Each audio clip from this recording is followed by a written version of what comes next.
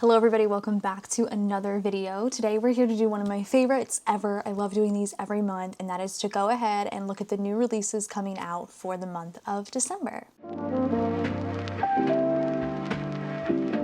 So I have Goodreads pulled up and I have a few books that I just kind of quickly, briefly looked through and opened them up in tabs. I haven't read any synopsis yet, but I'm very excited. I'm not sure, I feel like I haven't had a really good new release book month in a while. I felt like November I wasn't really excited about too much, and even October there weren't too many books that I was excited about, so let's all cross our fingers. Hopefully December is a good publishing month because it hasn't been that exciting recently. So at first we have The Mating Game from Lana Ferguson. This is expected December 2nd. This actually looks like something either like probably Aardvark would pick if I had to guess. It looks like a new Christmas romance, fantasy and paranormal. Interesting. It says two wolf shifters reluctant to love discover there's no fighting the call of the wild in this steamy romance. Very interesting.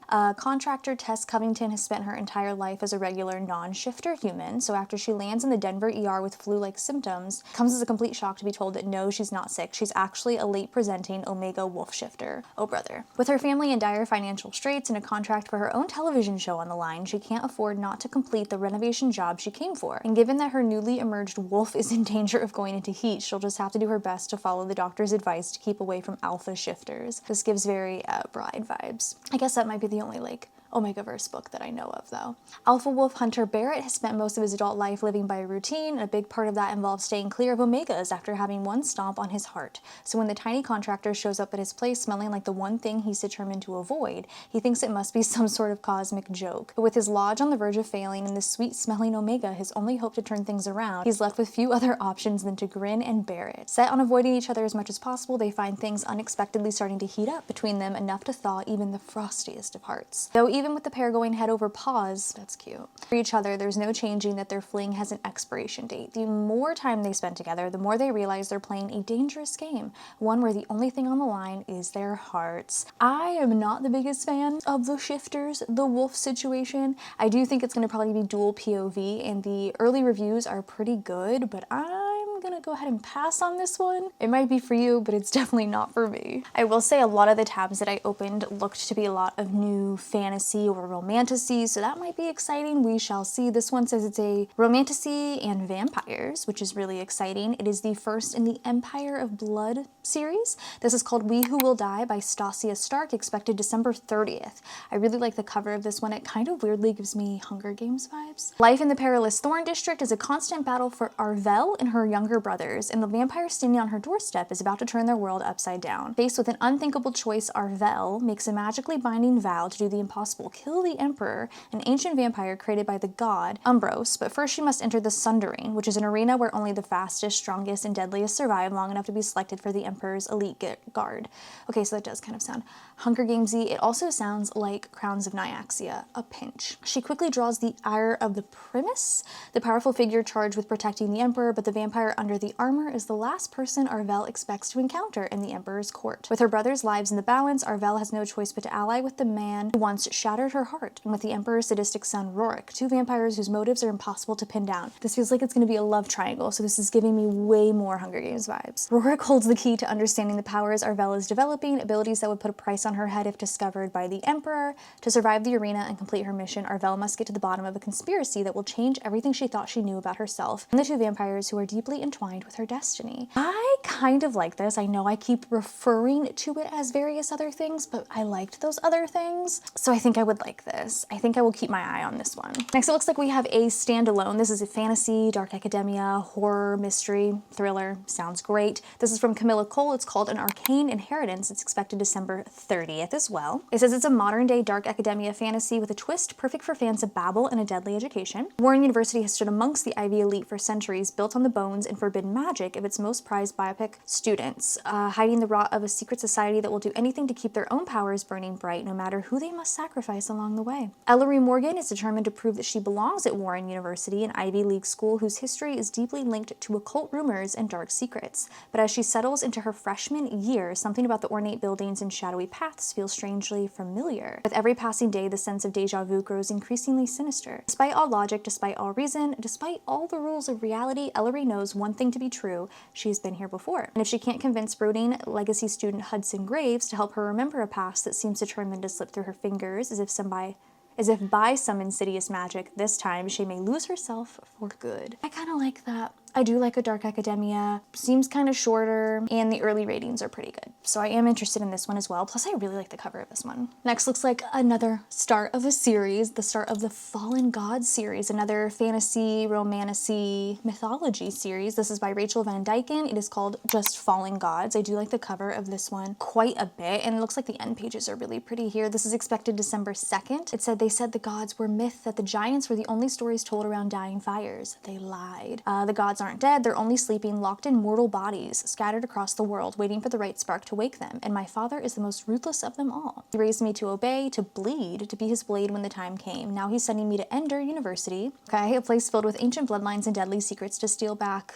I'm not gonna be able to pronounce that, Mjorn, the Hammer of Legend. If I fail, everyone I love dies. Okay, this spelling is hilarious, but Eric Erickson wasn't part of the plan. He's the enemy's heir, distant, dangerous, and the one person I can't afford to fall for. He's closed himself off completely behind a wall of ice, but the more I'm ordered to unravel him, the harder it becomes to remember where the lies end and I begin. There's only a mission I never chose, and a man I was never meant to love, standing between me and a war that will decide the fate of the world. But if I'm the spark, maybe he's the fuse, and the gods, they're about to wake up angry. Only has 55 ratings, but it has an average of a 4.2 right now, which is pretty good. I will see how other people feel about this one. I'm not super entranced by it, although the cover is really pretty, but I'll see what other ratings and what other people say before I even think about this one, really. This one is super cute. This comes out December 9th. It is called The Time Hop Coffee Shop by Phaedra Patrick. It says, welcome to the Time Hop Coffee Shop where wishes can come true. A cute little fantasy, magical realism, cozy fantasy are the genres. It says Greta Perks was once the shining star of the iconic maple gold coffee commercials, the quintessential TV wife and mom. Now fame has faded, her marriage is unraveling, her teenage daughter is distant, and Greta's once glittering career feels like a long lost memory. Greta stumbles upon a mysterious coffee shop, serving a brew like no other. She wishes for the perfect life of those past maple gold commercials. Next thing she knows, Greta wakes in the picture-perfect town of Mapleville, where the sun always shines and the aroma of freshly brewed coffee and second chances fill the air. Given the opportunity to step into the life she's dreamed of, Greta is determined to rewrite her own script. Can life ever be like a coffee commercial? What will happen when Greta has to choose between perfection and real life with no turning back? That actually sounds really cute. I was a little nervous at first with the name because I was like, oh, this is gonna be like When the Coffee Gets Cold, which it does kind of have the same premise almost, but I do like the idea that she can travel to like a different time, or I guess like where she wants, like she can make a wish. That actually sounds really cute, and I do enjoy a really sweet little cozy fantasy, so I am interested in this one. Plus, like the end pages and the cover of this one are just so cute, especially with that little orange cat. Oh, this is exciting. A new historical fiction horror is coming out called Dark Sisters by Christy DeMeester, expected December 9th. This also feels like something Aardvark would pick up. It says 3 women, 3 centuries, 1 legacy of fury, love, and a power that refuses to die. I also love that horror and like thriller synopses are like this big. Perfect. In this fiercely captivating novel, horror meets historical fiction when a curse bridges generations, binding the fates of 3 women. Anne Bolton, a healer facing persecution for witchcraft, bargains with a dark entity for protection, but the fire she unleashes will reverberate for centuries. Mary Shepherd, a picture-perfect wife in a suffocating community, falls for Sharon and begins a forbidden affair that could destroy them both. Camilla Burson, the rebellious daughter of a preacher, defies conformist expectations to uncover an ancient power as her father's flock spirals into crisis. I'm interested in this one. I'm gonna look at some of the ratings real quick. Witchy horror, dark, creepy, very unsettling. I mean, it might be something I'm interested in. This is an Aardvark pick. I might snag it. We shall see. Okay, so yes, it is December published time, so like there is going to be a lot of really cute kind of Christmassy covers. I really like this one, and it looks like this one was written by a couple, which is really cute. This is called There's Always Next Year by Leah Johnson and George M. Johnson, expected December 2nd. I do like the cover of this one. It is a young adult contemporary romance, Christmas, and it's queer, which is very cute. It says Andy was supposed to, oh, it's dual POV. Love this. Andy was supposed to shed her too serious student journalist persona and reinvent herself on New Year's Eve. Instead, she puked on her crush, dropped her phone in a fish tank, and managed to get her car stolen. Now she only has the first day of the year to stop the gentrification that's threatening her family's business, right her wrongs from the night before, and figure out why she feels so drawn to the electric new girl next door. Andy find her voice when everything's being turned upside down. Dominique is an influencer on the verge of securing a major brand deal that will ensure his future and family legacy. But when he runs into his former best friend, unresolved feelings emerge, and in a small small town, there's nowhere to hide. Not from his cousin Andy, who has always seen him for his true self, not from his busybody manager Kim, whose favorite color is money green, and certainly not from himself. When all the world's a stage, can Dominique rise to superstardom without leaving the ones he loves behind? It's a dual POV, double love story, so I guess both of them are gonna have some sort of romantic something because they're cousins, about what it means to nearly blow your life up and race to put it back together before your time runs out. And if they fail, where there's always next year. That sounds really cute. I don't think I'll pick it up just because I have been kind of shying away more from YA romance, but it is an option and it is very, very cute. I feel like I've been seeing this one everywhere, and I also feel like I've seen this before, this like style, this name, all of this, but I'll still tell you guys about it. It's called The Bodyguard Affair by Amy Leah. It's expected December 2nd. It says it's a secret romance writer discovers that the hottest story of the summer might just be the one happening between her and the Prime Minister's bodyguard, okay? Andy Ziegler lives a double life. By day, she's the no-nonsense, steadfast personal assistant to the Prime Minister of Canada's wife. By night, she slips out of her heels and writes romance novels under a top-secret pen name. But when her steamiest book, The Prime Minister and Me, unexpectedly becomes a bestseller, rumors of a real-life affair between her and the Prime Minister start swirling out of control. Enter Nolan Crosby, the PM's new close protection officer, the bodyguard, and Andy's failed one-night stand from 3 years ago. Nolan's in town very temporarily to care for his mother, who's battling early-onset Alzheimer's, but when the scandal erupts, Andy ropes him into a fake dating plan. Ugh, they might be winning me. I do like fake dating. As loyal employees, they'll pretend to date for the summer, just long enough to put the scandal to bed and save their boss's reputation. In an unexpected plot twist, is it gonna be unexpected? Andy and Nolan discover that keeping their romance strictly fictional might be easier said than done. I don't know if that's an unexpected plot twist, but that sounds actually really cute. I know I just said at the beginning I've seen a lot of things like this, but maybe it's different. Who cares? Maybe it's the same. It'd probably be great if it was the same anyway, but I am interested in that one. Plus, I do like that the cover has all like the little hearts around it. That's kind of cute. Another start of a fantasy romance, romantasy, if you will, paranormal series, potentially. I do really like the cover of this one. It's the Idle Reputations series. This is by Fallon Ballard. It's expected December 2nd, and it's called Something Wicked. It says it's a seductive romantasy that blends Macbeth and Moulin Rouge into a hypnotic saga of sex, love, and murder. The country of Avon is in deep turmoil. The uprising has overthrown Avon's monarchical rulers. I hope I said that right. And a decree has been issued. Candidates for the first presidential election will be selected by the completion of a special task to kill the former monarch of their home province. Callum, the son of the recently dethroned king, is determined to be in the running, but to do so, he must come to terms with killing his father, the key to which lies in the hands of Lady Katarine, a gifted courtesan at La Puissance, Avon's premier sex club. I was gonna say, that sounds a little interesting. Lady Katarine has always had the magical ability to manipulate the emotions of anyone who experiences an orgasm in her presence. Why am I saying this out loud? If Callum can only open up to Kate, he will be able to commit the newly fated murder without suffering the guilt and take his place as the rightful candidate from his province. But Callum has a deep-seated mistrust of the gifted, and the last thing he expects is to be confronted with an undeniable connection with Kate that neither of them understands nor wants. They understand it. The fate of the country at stake, Callum and Kate search for ways to bear themselves to each other and discover a darker force building within La Puissance, one that might ruin the future of Avon for good. To stop Avon from violently falling to ashes, they must sacrifice everything they have, even if that requires betraying each other. I'm reading these today with my whole family present. Although that sounds really interesting, it was really odd to read out loud, I will say. Am I interested? I don't know, it already has 700 ratings, which is kind of crazy, and it is at a 3.2, so it is kind of lower. I do really like the cover though, but I don't know if the cover is gonna save me. We'll see what other people say before I fully decide. This is another dual author romance, paranormal romance coming out. We're in the paranormal romance era, guys. This is expected December 9th. This is called Seeing Other People from both Emily Wibberley and Austin Sigmund Broca.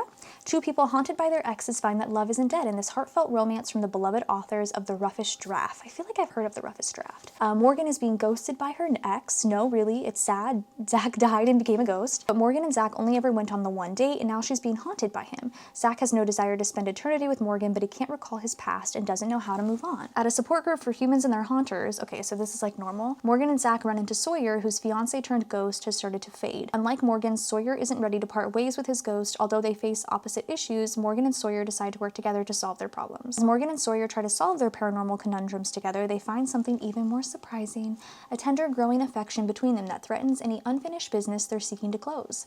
The ghosts of their past might be there in spirit, but the connection between Morgan and Sawyer is as alive as they've ever felt. That sounds cute. I like that the ghost thing is like, it's normal. I really like the cover of this. This looks like something Book of the Month would pick. A new book from T. Kingfisher. I'm I am excited about it. I've only ever read one Tea Kingfisher, but I own like 4, which is weird. This is called Snake Eater, and I really like the cover of this. I like the like ombre blue to pink, or purple to pink.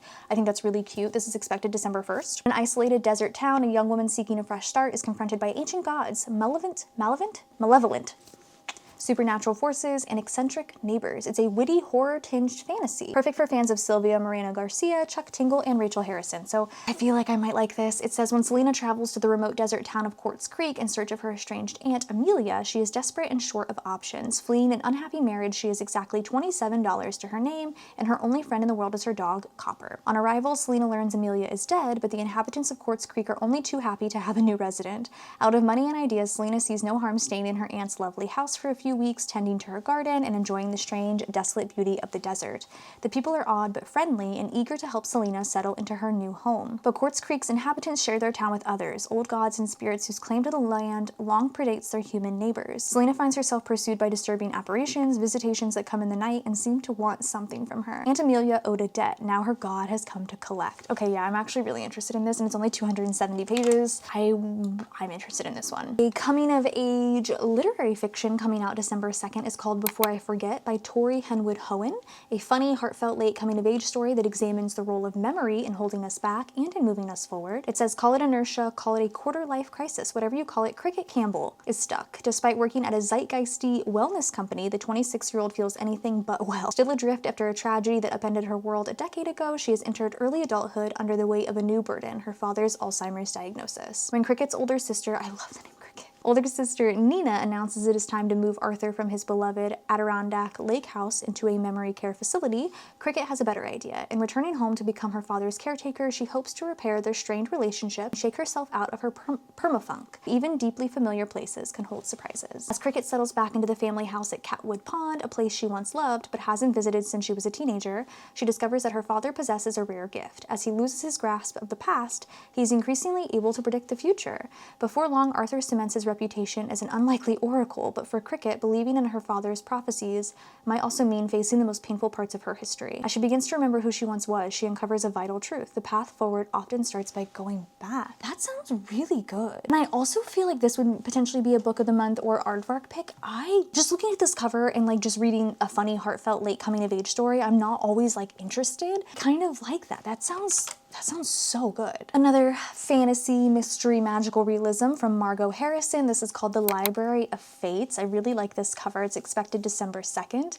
It says, when its librarian keeper mysteriously dies, 2 former classmates must race to locate a rare book from their college years that can foretell your future if you confess a secret from your past. But someone is intent on protecting what's hidden inside. Okay. The Library of Fates was designed to show you who you are and who you could become. I love how we're getting a lot of magical realism. Its rarest book, The Book of Dark Nights, holds a when you write an intimate confession on its pages, you'll receive a prediction for your future penned in your own handwriting. For Eleanor, whose childhood was defined by a senseless tragedy, the library offers a world where everything makes sense. She spent most of her life there as an apprentice to the brilliant librarian, showing other people how to find the meaning of their lives and stories. But when her mentor dies in a freak accident and the Book of Dark Nights goes missing, along with the secrets written inside, Eleanor is pulled out of the library and into a quest to locate it with the last person she expected, there was no word there, the librarian's estranged son, Daniel, who Eleanor once loved before he suddenly ran off to Europe decades ago. Together as they hunt down clues from Harvard to Paris, ooh, this sounds kind of fun, Eleanor and Daniel grow closer again, regaining each other's trust, but little do they know that they're entangled in a much larger web. Someone else wants the book, and they may be willing to kill to get it. That also sounds pretty good. Maybe I spoke too soon saying books haven't been exciting recently, because the past few have sounded pretty great. Another mystery thriller expected December 9th. This is called Everyone in the Group Chat Dies by L.M. Chilton. A deliciously thrilling new novel about a mysterious threat that puts targets on the backs of a group of roommates. Kirby Cornell needs a break, particularly from her crumbling apartment in a sleepy town that is only known for serial killer in the 90s. Her dead-end job, her sleazy landlord, her sloppy housemates, and most of all, the terrible thing they all did. Luckily, that hasn't caught up with her just yet until a new message in their old group chat pops up from an ex-roommate. Everyone in the group chat will die. The threat isn't the most disconcerting part of this. It's the fact that Esme died a year ago. It says this author has signature plot twists and wicked is all it says. says? Oh, wicked prose. Sorry, they like didn't put it together. L.M. Chilton proves that he is a wickedly entertaining author to look out for. That sounds pretty fun. That also feels like something that Book of the Month would pick up, maybe as an add-on. That sounds kind of fun. And like a cute little fun thriller. A new sci-fi adult dystopian fiction. This is by Matt Green. It's called The Definitions. It's expected to come out December 2nd. An elegant and haunting dystopian novel about a group of individuals gathered to relearn how to navigate the world after a mysterious illness strips them of their memories. Interesting. Nestled in an idyllic locale beside the sea, the center is a place of rehabilitation and rebuilding. Students arrive nameless, their memories and sense of identity wiped by a strange illness. Each day they attend classes that will help them relearn the right ways to speak and live. They practice the rules they'll assume once they've graduated and return to society. In their free time, they negotiate a burgeoning social hierarchy and watch old DVDs together, stories of characters whose names they adopt. Maria, Chandler, Chino, Gunther. Okay, so they're watching Friends. But as shards of memories of pets, lovers, errands, and beloved music begin to threaten the strict curriculum of the center, some students start to question the definitions given to them and explore the ways in which they might define themselves. As it's a stunning, intimately told story about what makes us who we are, The Definitions examines the limits of language, the power of human connection, and the ways the human spirit can flourish even under the most oppressive conditions. It seems like really short. It's only 170 pages.